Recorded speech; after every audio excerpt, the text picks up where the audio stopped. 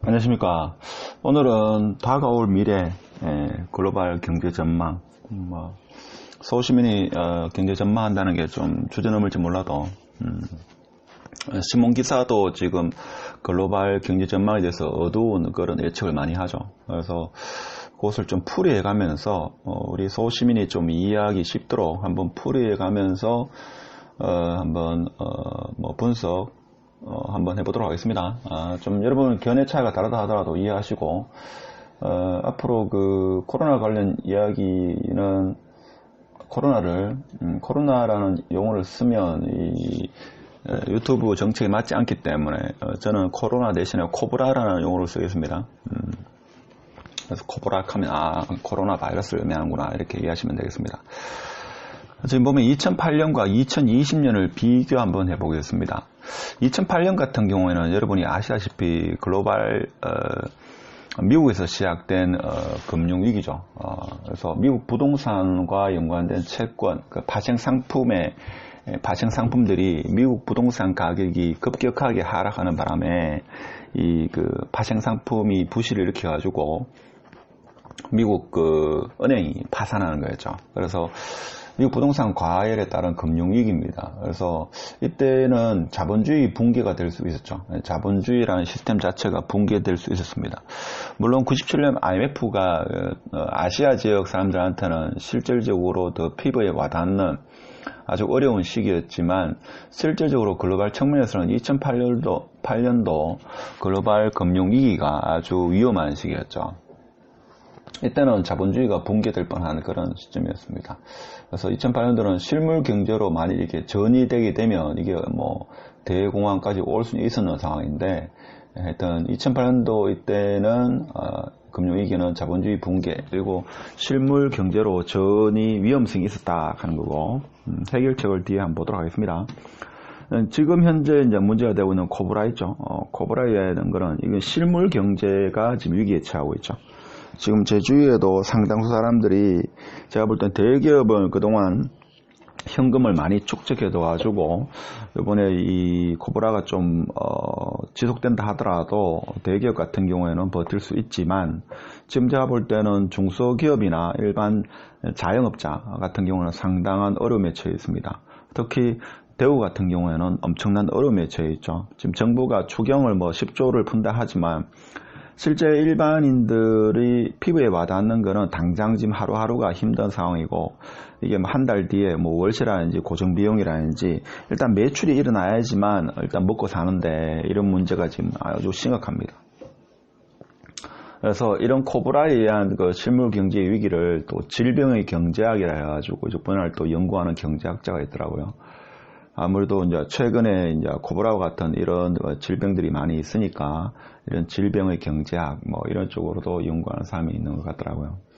근데 지금 문제가 되는 게 이 코브라가 금융의 부실로 전이될 위험성이 크다 이거죠. 그러니까 실물 경제가 아주 안 좋아지게 되면 이게 또 금융의 부실로 이어질 수 있으니까 이런 위험성이 있다 하는 정도 이해하시면 되겠습니다. 그럼 현재 코브라 사태를 분석해보면 실물 경제의 충격이 확산될 수가 있죠. 지금 이야기하는 것은 이게 장기화됐을 때입니다. 물론 지금 당장 피부로 와닿는 분도 계시지만 자 이게 좀 장기화된다. 3개월 내지는 6개월 아니면 그 이상의 기간 동안 이게 장기화된다. 그러면 실물 경제가 급속도로 어려워집니다. 그러면 금융 으로 이 위기가 전이되겠죠. 자 그런 것도 한번 고려해 볼 수 있는 거고 분석하면 첫 번째가 이거고 두 번째는 뭔가 하면 중국을 축으로 하는 글로벌 밸류 체인의 붕괴가 됩니다. 이 어려운 용어가 나오는데 글로벌 밸류 체인이라는 게 다른 게 아니고 이 코브라가 시작된 곳이 우한이었습니다. 그렇죠.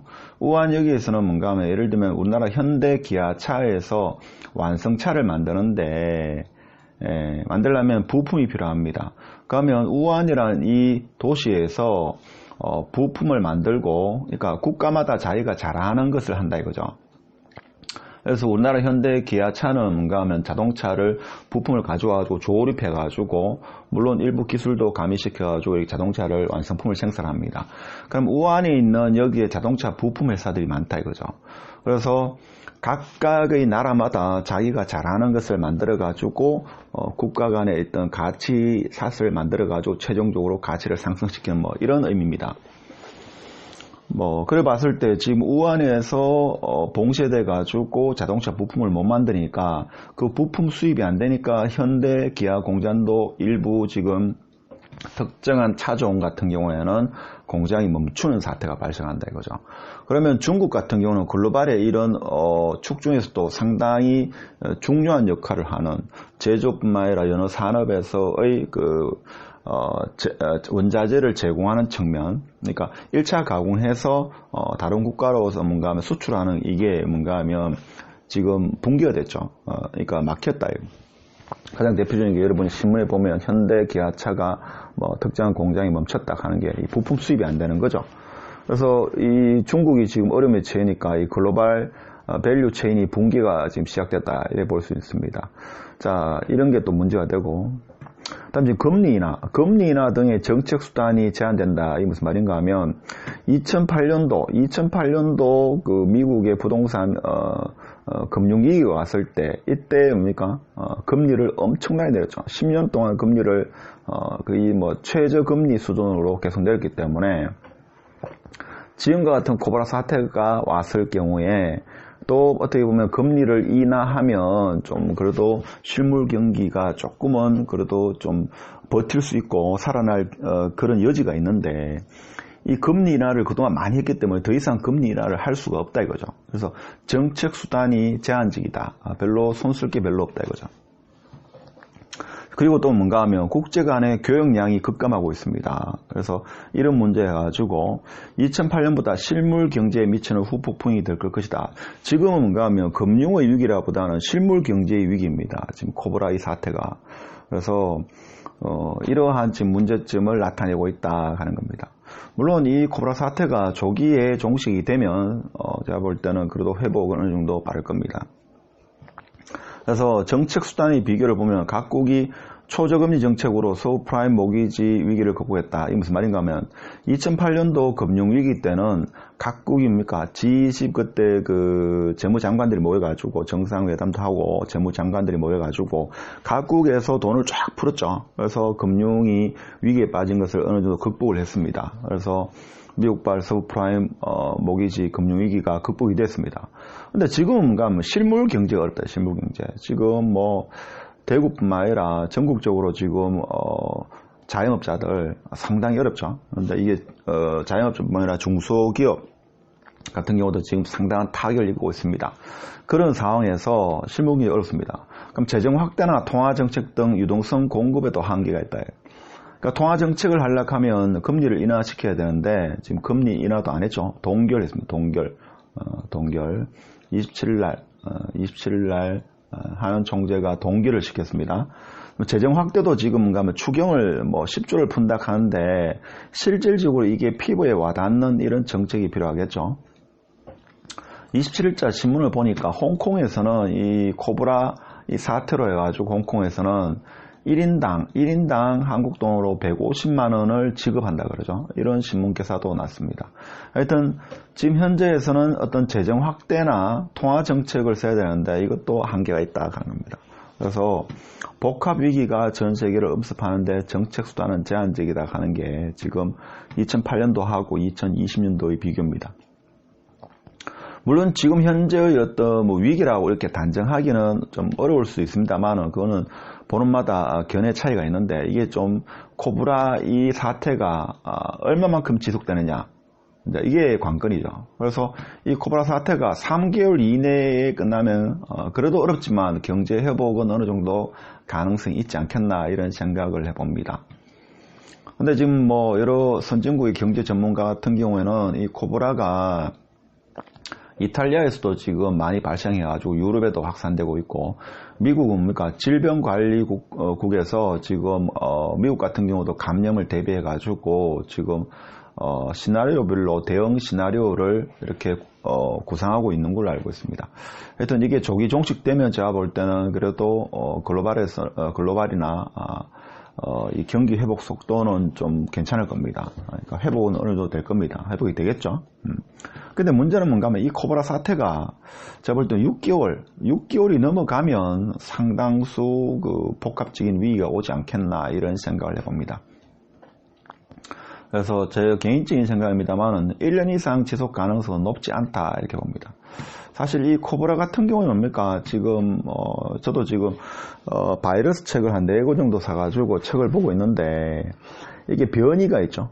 변이가 엄청나게 심하게 됩니다. 그러니까 만일에 한 1000명이라는 사람이 만일에 이 코브라라는 바이러스에 감염이 되면 첫 번째 감염된 사람과 첫 번째 감염된 사람이 두 번째 감염시키고 이렇게 쭉 감염시켜가지고 1000번째 감염을 시켰다. 근데 이게 문제가 뭔가 하면 첫 번째 감염됐을 때 이 바이러스의 뭐 염기 서열을 분석해보고 1000번째 여기 바이러스 염기 서열을 분석해봤을 때 이거는 완전히 다른 종이 될 수 있다 이거죠. 그래서 의학 전문가는 뭔가 하면 이게 몇천 명 뭐 정도는 괜찮은데 이게 몇만 명을 넘어선다. 그러면 이 바이러스가 전염되면서 변이가 계속 일어난다 이거죠. 그래서 지금 중국 같은 경우는 뭐 7만 명, 몇만 명 되죠. 이렇게 되면 최초 여기서 A 바이러스가 나중에 발견된 이 바이러스하고는 종이 완전히 다르다 이거죠. 종이 다르다고 합니다. 그래서 이 치료제가 개발된다 하더라도 이게 여기는 안 먹힐 수가 있죠. 뭐 이건 제 이야기예요. 의학 전문가들 이야기입니다. 그래서 어떤 간에 제가 볼 땐 3개월 이내로 종식이 되면 그나마 회복이 될 거고 6개월 이상이 되면 제가 볼 때는 좀 대비를 하시는 게 좋지 않겠나 이런 생각을 저는 개인적으로 해봅니다. 뭐 제가 불안을 조성하거나 이런 건 아닙니다. 그래서 우리가 막연히 지금 어떡하노 야 이거 뭐 경제 이거 힘든데 자꾸 그런 말 한다고 해가지고 뭔가 해결되는 건 없기 때문에 그래서 만일에 이게 정부가 제가 볼 때는 해줄 수 있는 게 저리융자 뭐 이런 것도 있지만 그것도 뭡니까 실질적으로 우리가 언젠가는 그 돈을 갚아야 되기 때문에 그리고 이제 그 융자를 받으러 가면 여러 가지 서류가 많이 필요하죠.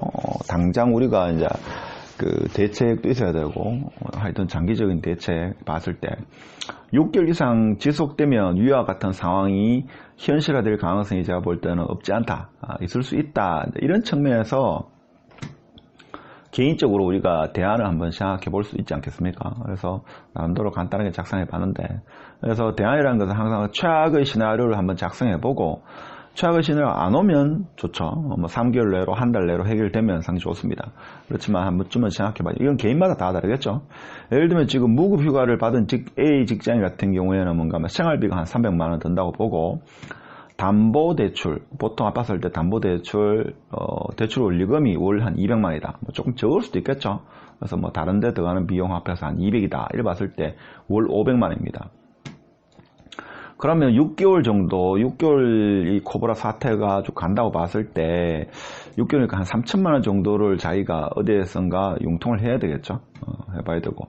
이게 1년 정도 간다. 그러면 한 6천만 원 정도는 자기가 여윳돈을 어떻게든 만들 방법을 강구를 해야 됩니다. 지금 보니까 오늘 지인들한테 물어보니까 모 은행에서 문자가 온다 하죠. 정부 정책 자금을 빌려 써라 뭐 이런 것도 문자가 온다고 합니다. 추경을 조만간에 지금 편성해가지고 지금 집행할 거니까 신용보증기금을 통해 가지고 뭐 보증서를 받아가지고 은행에서 대출을 한다든지 그런 것도 한번 문의해보고 우리가 이제 대비책을 가지고 있으면 아무래도 불안감이 덜하죠. 매일 아침부터 저녁까지 뭡니까 신문만 보고 오늘 또 몇 명 늘었다 이것만 계속 보면 답답함만 더 이게 공포감이나 이런 것만 더 생산되기 때문에 이 대비책을 나름대로 한번 생각해 봐야 됩니다. 그러니까 그 무급 휴가를 받은 직장 같은 경우는 이렇게 한번 이 금액은 개인마다 다르겠죠. 근데 자영업을 하시는 분 같은 경우는 제가 볼 때는 더 힘든 상황인데 제가 볼 때는 제 지인들 중에서 뭔가 하면 고정 비용이 한 달에 한 500만 원, 뭐 월세하고 있죠. 다른 기타 비용 500만 원 더 하고 생활자금, 담보금, 뭐 담보대출, 원리금 200만 원 가지고 월 1000만 원 정도가 고정적으로 들어간다. 이렇게 봤을 때 6개월 정도 같으면 한 6천만원, 1년 같으면 한 1억 2천만원 정도를 생각을 해야 됩니다. 물론 한 2달 만에 해결이 되면, 2, 3개월 만에 해결이 되면, 뭐, 이런 대책을 세워놓으면 일단은 좀 쉽게 해결되겠죠. 그래서 현실적으로 봐서, 그러니까, 자기가 지금 차를 나중에 이게 길어지면 차를 뭐 바꾸는 거, 중고차로 바꾼다든지, 아니면 보통 보험은 한두 개 정도, 예전에 잘 모를 때 있죠. 한두 개 정도 넣어놓는 게 있을 겁니다. 뭐 이런 거를 해야 하는 걸 생각해 본다든지, 아니면 지금 현재 살고 있는 집 있죠. 이거를 담보로 해가지고 생활안정자금을 대출을 알아본다든지, 아니면 요즘 그 대출 상담사입니까? 상담사를 통해 가지고 융자가 나오는 경우가 있습니다. 그러니까 정부에서는 대출을 못하게 하지만 대출 상담사 있죠. 인터넷 찾아보면 많습니다. 지금 당장 하시라 하는 게 아니고 이런 방법도 있다는 것을 이렇게 염두에 두라 이거죠. 그러니까 마음의 준비를 하고 있으면 막상 그런 상황이 온다 하더라도 우리가 이제 대처가 됩니다. 뭐 당장에 지금 어떡하나 이런 생각만 하고 있다가는 혹시나 이런 이 코브라 사태가 길어지면 당황스럽고 뭐 어떻게 될지 모르고 뭐 그렇게 될 수 있으니까 한번 생각해 볼 수 있는 겁니다. 그래서 지금 그 언론에서 보도되기로는 지금 중국에서도 뭔가 하면 최초 이 코브라 사태가 발생하고 2개월이 지났을 때 환자 수가 가장 피크를 찍었습니다. 그 다음부터 서서히 줄죠. 그렇게 봤을 때 우리나라 첫 환자가 1월 20일 이렇게 발생했으니까 3월 20일까지는 이게 정점을 찍을 거다, 이런 기사가 지금 많이 나옵니다. 그렇죠? 그러면 3월 20일에 정점을 찍었다 하면 이게 감소해 가지고 확진자 수가 한 자릿수 정도가 돼야지만 제가 볼 때는 어느 정도 잡혔다 이렇게 볼 수 있습니다. 그렇게 봤을 때는 이게 빨라도 4월달, 좀 길어지면 5월달까지 가지 않겠습니까? 그러니까 이런 대비책을 좀 해야 되는 어떤 근거가 되지 않겠나 생각을 해봅니다.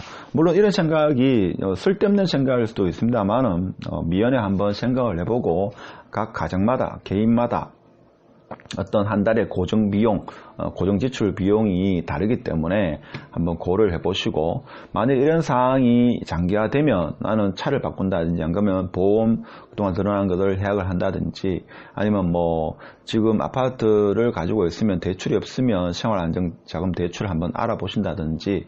사실 지금 문 닫은 가게가 상당히 많죠. 그래서 이런 시간이 많을 때 물론 참 답답하시겠지만 한번 알아보시는 것도 제가 볼 때는 나중에 정말 어려운 사태가 됐을 때를 대비하는 그런 방법이 아니겠나, 이런 생각을 해봅니다.